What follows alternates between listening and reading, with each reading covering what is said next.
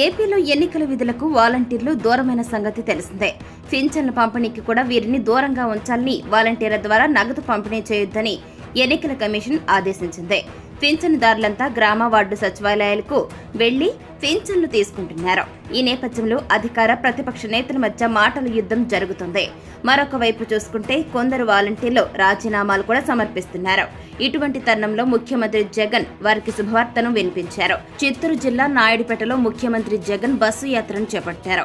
ఈ సందర్భంగా ఆయన మాట్లాడుతూ రాష్ట్రంలో మరొకసారి వైసీపీ అధికారంలోకి రాబోతుందని, తొలి సంతకం వాలంటీర్ల వ్యవస్థపైనే పెడుతున్నానని హామీ ఇచ్చారు. అధికారంలోకి రాగానే ఇప్పుడున్న పథకాలని అమలు చేస్తామన్నారు. మేనిఫెస్టోలో లేని వాటిని కూడా సాధ్యమైనంత వరకు పథకాలను ఇంటింటికి అందజేస్తామన్నారు జగన్. ఇక చంద్రబాబు నాయుడులా తాను మోసపూరితమైన హామీలు, అబద్ధాలు చెప్పనని 2014 ఎన్నికల హామీలంటూ ఫోటోలు, సంతకాలతో ప్రతి ఇంటికి కరపత్రాలు పంపిణీ చేశారన్నారు.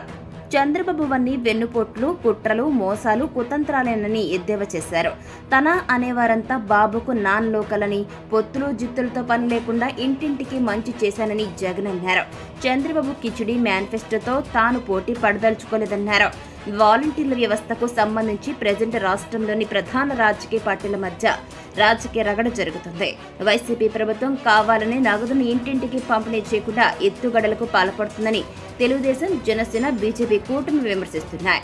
చంద్రబాబు వల్లే పింఛన్లు ఇంటింటికి అందడం లేదంటూ వైసీపీ ప్రచారం చేస్తుంది.